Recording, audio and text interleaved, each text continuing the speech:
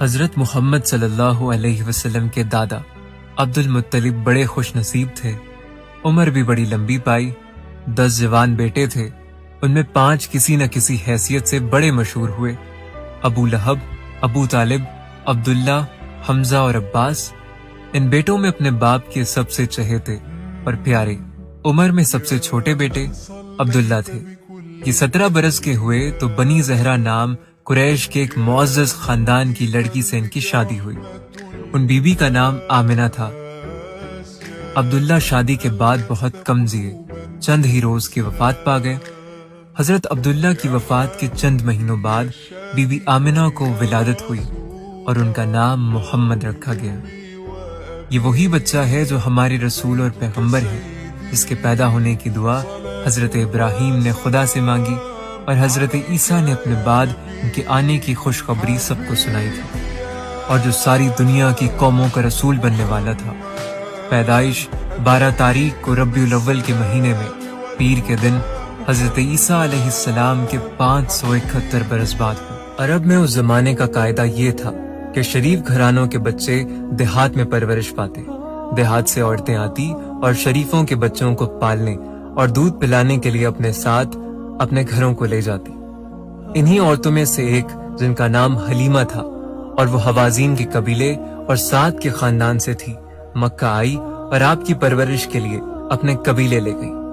6 برس کی سین تک آپ صلی اللہ علیہ وسلم حضرت حلیمہ کے پاس حوازین کے قبیلے میں پرورش پاتے رہے۔ آپ صلی اللہ علیہ وسلم 6 برس کے ہو چکے تھے تو آپ کو آپ کی ماں بی بی آمنہ نے اپنے پاس رکھ لیا۔ آپ صلی اللہ علیہ وسلم کی پردادی یثرب یعنی مدینے کی رہنے والی تھی اور نجر کے خاندان سے تھی۔ بی بی آمنہ آپ کو لے کر کسی سبب سے مدینہ آئی اور نجر کے خاندان میں 1 مہینے تک رہی۔ 1 مہینے کے بعد جب یہاں سے واپس ہوئی تو کچھ منزل چل کر بیمار ہوئی اور ابوا کے مقام پر پہنچ کر وفات پا گئی اور یہیں دفن ہوئی۔ کیسا افسوسناک موقع تھا۔ سفر کی حالت تھی، ساتھ نہ کوئی یار، نہ مددگار، نہ مونس، نہ غمسار۔ بی بی آمنہ کے ساتھ ان کی وفادار غلام ام ایمن تھی۔ وہ حضرت کو اپنے ساتھ لے کر مکہ آئی۔ بی بی آمنہ کی وفات کے بعد ام ایمن آپ صلی اللہ علیہ وسلم کو لے کر مکہ آئی اور آپ کو آپ کے دادا عبد المطلب کے سپرد کیا۔ دادا نے اپنے بن ماں باپ کے یتیم پوتے کو سینے سے لگایا اور بڑی محبت اور پیار کے ساتھ آپ کی پرورش شروع کی۔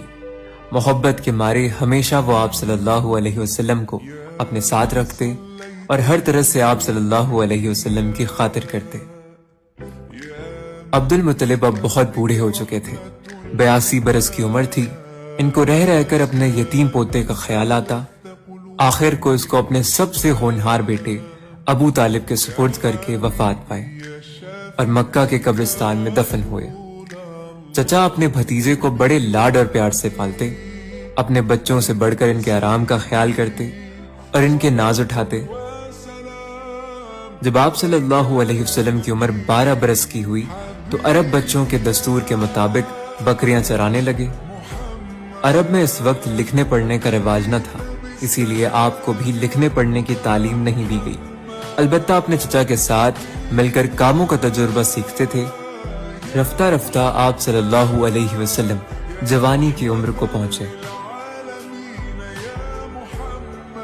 محمد صلی اللہ علیہ وسلم دنیا میں اسی لیے پیدا کیے گئے کہ وہ اللہ کے بندوں کو اللہ کا پیام سنائیں، ان کو برائی اور بدی کی باتوں سے بچائیں، اچھی اور نیک باتیں بتائیں۔ تو جس کے پیدا کرنے سے اللہ کا غرض یہ ہو، ظاہر ہے اللہ تعالیٰ نے اس کو کتنی اچھی باتیں دی ہوں گی، ان کی خصلتیں کتنی اچھی بنائی ہوں گی۔ حضور صلی اللہ علیہ وسلم بچپن سے ہی بہت نیک، اچھے اور ہر برائی سے پاک تھے۔ بچپن میں بچوں کی طرح کے جھوٹے اور بیکار کھیل کود سے پاک رہے، جوان ہو کر بھی جوانی کی ہر برائی سے پاک تھے۔ جب کبھی کوئی معمولی بات بھی ایسی ہوتی جو حضور اکرم صلی اللہ علیہ وسلم کے شان کے مناسب نہ ہوتی تو اللہ تعالیٰ نے صاف بچا لیتے۔ شروع جوانی میں ایک جگہ دوستوں کی بے تکلف مجلس تھی جس میں لوگ فضول قصے کہانیوں سے رات گزارتے۔ آپ صلی اللہ علیہ وسلم نے بھی ان کے ساتھ وہاں جانا چاہا، مگر آپ کو راہ میں ایسی نیند آ گئی کہ صبح کو ہی جا کر نیند کھلی۔